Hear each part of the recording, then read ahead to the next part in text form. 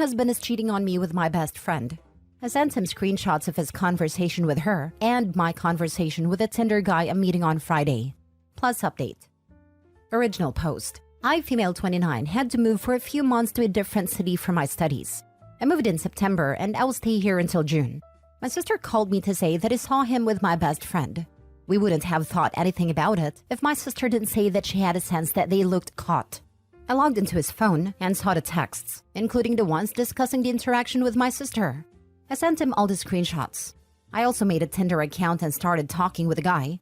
We got flirty and planned to meet on Friday, and I took screenshots and sent them to my husband too. Now he has been calling and texting me since yesterday. "Please, baby, don't do it," he said. But I don't think I hurt him as much as he hurt me. Now for the top comments before reading the update. I think if you plan on divorcing, you'll have more feel like to stand on if you don't provide evidence of your Friday tryst. Totally get it in an emotional level though. Sorry this is happening. Devastating. The first time my abusive hubby cheated on me, I found out in the worst possible way. Went to the ER to get treated for a urinary tract infection. Doctor comes in after running tests and says, "You don't have a UTI, you have chlamydia."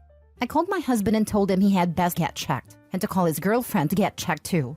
He started accusing me of being the cheater. I went back home because I had nowhere else to go. A few days later, my best friend called me in hysterics, saying her husband was going to end her. I asked what was wrong, and she said she got diagnosed with chlamydia. That friendship ended. Unfortunately, I was stupid and stayed with him. I ran from him for 24 years. I left him a total of 4 times. The last time was when he hit me while I was holding our newborn. He chased me up and down the East Coast and even threatened to off us. I found out about a month ago that he has been dead the past 2 years. I don't have to run anymore, but I think it is gonna take a while for me not to be scared anymore. Baby girl, don't set yourself aflame trying to scorch his earth. Don't reveal any details of getting your lick back, if that's what you plan to do, and go through with it. The husband and the best friend though? Same age-old tale. Different OP. No, contact both, especially the best friend. There's no coming back from that, and you'll never trust her again. Your friendship is dead. Her marriage is dead too after I'm finished with my husband. Not saying you're the same, but when I cheated to get back at a significant other, it did not give me the satisfaction I hoped. Just be careful and expect some emotional fallout, even if it's not immediate. Sometimes it doesn't come until the rage settles. I agree. I once tried to get back at a cheating girlfriend after we broke up, but it fell through. Later, when I was over the cheating in a relationship, I was so glad it fell through. Deep down, I didn't want to be like her. Cancel on a Tinder guy and set up appointments to find your perfect divorce lawyer. Gather your documents and don't say a thing to your husband about your stealth divorce. Be strategic. Serve it cold and calculated. Now for the update. I found out more about the cheating, and I guess my husband thought an explanation would make it better in any way. It just ended up making it worse. Much, much worse. Of course, I haven't spoken to him in person because that is what he wants, and that is what I won't give him. I've just been reading his frantic messages that he's been sending me because I don't pick up. I live in another city for my last semester of school. It was something that we both believed we can manage, and let's face it, real couples who share real love do manage it. I visit home every other weekend, and he comes here every other weekend. The weeks that I only have lectures that don't require physical presence, I stay with him and do them online. I knew it was going to be hard, because it is hard to be apart from your loved one. But never did I think that he would cheat and use being lonely and missing me as an excuse. But that was his excuse. That this was harder than he expected and that he missed me all the time. He met my best friend on coincidence one day, and he lamented how much he missed me and hated being apart, and she was supportive and understanding. Then it happened, all because he missed me. Can you imagine leaving your home and the people you know and love to be stuck in a city where you don't know anyone and have no family and friends, and read your husband make that excuse?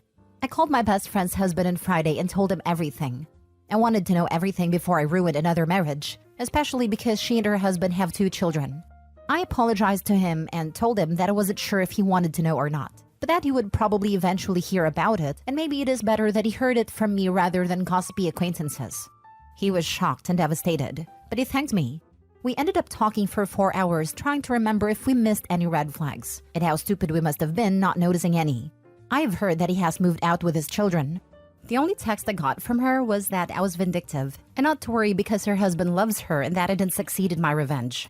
I've been living in an Airbnb these past few days because I knew that my husband would try to visit me, and I was right. He is currently in my apartment. I ended up meeting the Tinder guy for drinks. He knows that I am newly single and only in town for a few months, and that I'm not looking for anything serious right now. I shared a picture of our drinks on Insta story and made sure that his arm showed. My phone went mental with texts and calls from my husband. Over 100 calls and 100 texts.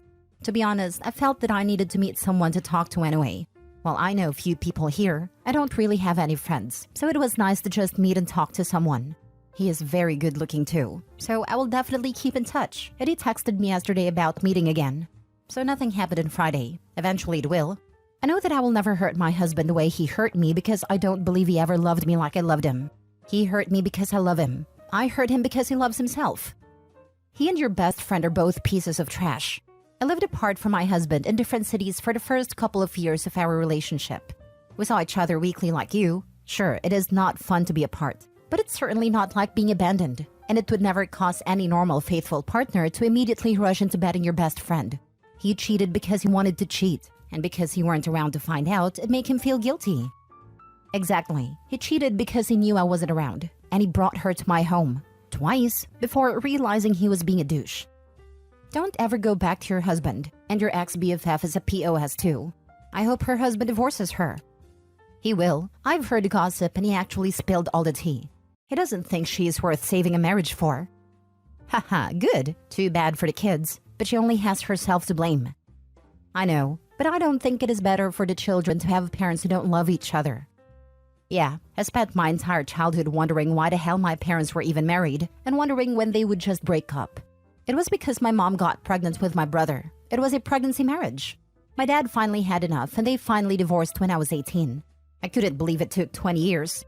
And when it happened, I was not shocked. I thought it was going to happen many, many years ago. I hope your ex-best friend's husband leaves her. Hopefully she ends up with your crappy ex, so they don't go ruining more marriages. I don't know if they end up together or not. It would rid the world of two a-holes if they ended up together and stopped hurting others. My ex was with a wannabe gold digger. They got married 30 days after our final decree. It wasn't long before they were both cheating again.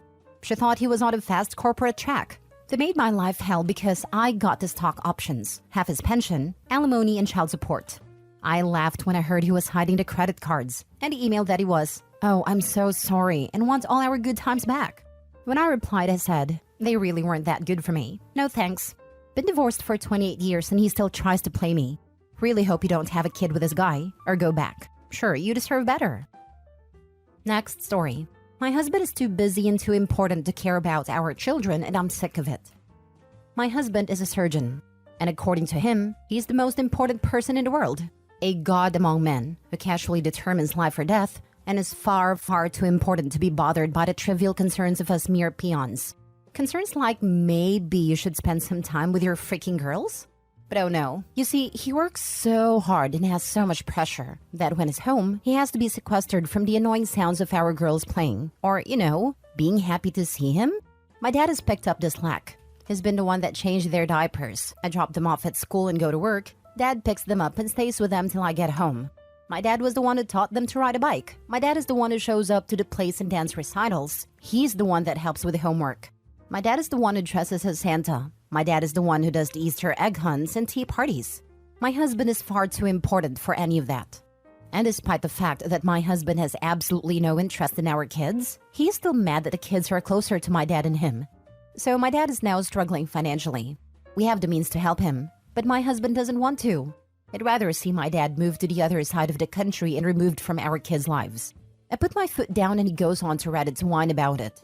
Well, now I'm here too, dear. You want to whine about our marriage on Reddit? I can do it too.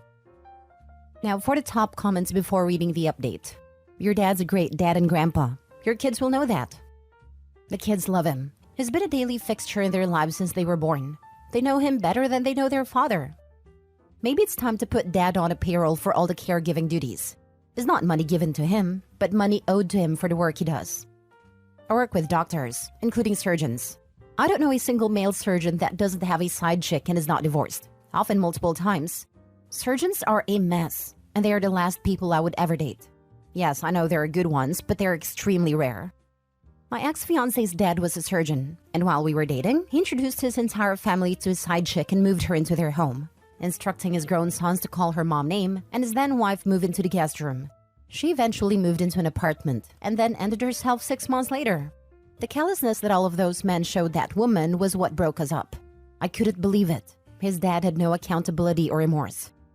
I have quite a number of friends that work in the medical field, from nurses to consultants, and without hesitation, if you ask them who the worst group of people they work with are, they'll say surgeons. Their takes are almost identical. Brilliant at what they do, but emotionally stunted, and almost devoid of basic life or social skills. One very talented surgeon that used to work with a pal of mine had to be told not to put metal in a microwave. Twice. They always mentioned an exception to the rule, and it took 15 years for me to realize they were all talking about the same guy. I thought it was just a generalization. Surely this can't be all of them. Then I went on a date with one, and Jesus Christ. I spent most of that time wondering how they are allowed to leave the house unsupervised. You must have the patience of a saint. Get your dad in the pool house, and best of luck. Also, apologies to the lovely, well-adjusted surgeons out there. You do great work. Now for the update. Wow, this all blew up. I was so angry when I posted this. Now I'm just drained. He came by yesterday to pick up some things and we argued. The girls were out with my dad because I knew this would be a fight and I didn't want them around for this. He said awful things, just awful, about me, my dad, and the girls. After he left, I talked to my mom. We have a difficult relationship, but if there's one person I want in my corner going into the divorce, it's her. The divorce is happening. I saw an attorney my mom recommended today. I'm really glad I went through that prenup my mom wanted when we got married now. At this point, I won't speak to my soon-to-be ex-husband. My lawyer is doing my talking for me. I'm exhausted. Thank you everyone for all the support. It helped to read the comments and know people supported me. He made me feel so small and stupid yesterday, and he said awful things about our girls. I'm not mad anymore. I'm just heartbroken. Our girls deserve better than this. I really wanted better for them. I just wanted to have a family and a nice home. Now I'm just going through a divorce like my parents. I never wanted this. I tried so hard to keep this all together so we didn't wind up here. But I've failed. Update 2. I've been getting a lot of questions and requests for an update, so I'll keep this short. We are moving forward with the divorce. He's moved out and dad's moved in. The kids are good. Last story. Who knew that all I had to do was to give them my blessing for my husband and his mistrust to break up? I've known about his infidelity for 10 months now when he almost missed the birth of our baby. We had a planned C-section, but our daughter decided she couldn't wait, and I called him all morning confused and terrified, in pain, because I was scheduled 2 weeks later. My mom finally got hold of him. He smelled disgusting. My way, a perfume that I really hate. He looked more guilty than excited, and he smelled disgusting. Anyway, when we got home, I looked in his phone and found out about them. I don't know how he has been able to fool me, or was I just blind? I told him that I knew, and he tried to deny it and I didn't argue. When I didn't argue, he probably felt relieved that I had dropped it. Or maybe he thought I believed him. One day, he came home late and he smelled of my way again, and I broke down crying and begging him to stop. To choose our family. To choose me. I love you. He just denied it again and I didn't argue again. I told him that I hated what he was doing and that I hated her disgusting perfume. I don't think it mattered because he was working late again not a week later. The day after New Year's Day, I took my children to town because I convinced myself that I needed to do some shopping. I found myself walking around his office around lunchtime looking inside restaurants. I thought that after the holidays keeping them apart, they would be wanting to have lunch together on their first day at work. My heart was racing and my stomach churning. I thought that if I saw them together, I would faint or even die. But none of this happened. I found them as I expected in the restaurant he used to take me to whenever I visited him. I was surprised that hurt and humiliation I was expecting and fearing didn't come. Instead, I felt calm and relief, like something big and heavy was lifted from my heart. I even felt embarrassed that he was as predictable as I thought. I think I stopped having any feelings for him right that moment.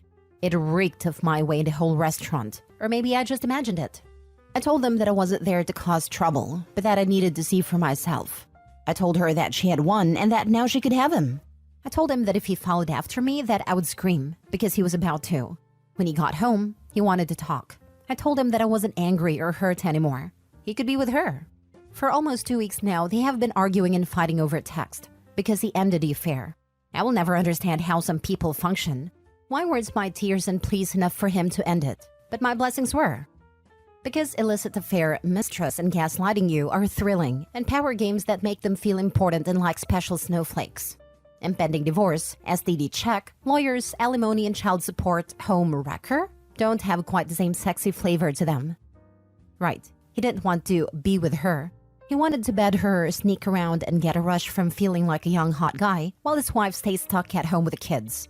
Now that he's facing only having this side chick, who probably doesn't want to be a stepmother to the kids of a man she knows firsthand cannot be trusted not to wonder, is panicking about losing his actual partner, home, money, and time with his kids. I hope Opie doesn't waver, because a man that is out cheating when his wife is not only pregnant but due to give birth in the next few weeks is a huge POS. He also didn't think she would leave him over it. He loved the idea of two women wanting him. When one of them noped out of the competition and the one that noped out was the one wanted, he quit the game. It was no longer fun having a woman he didn't really want chasing after him. Too bad for him. He blew up his life for a woman he doesn't want and lost the one he did want. Please tell me you are filing for divorce. Eventually,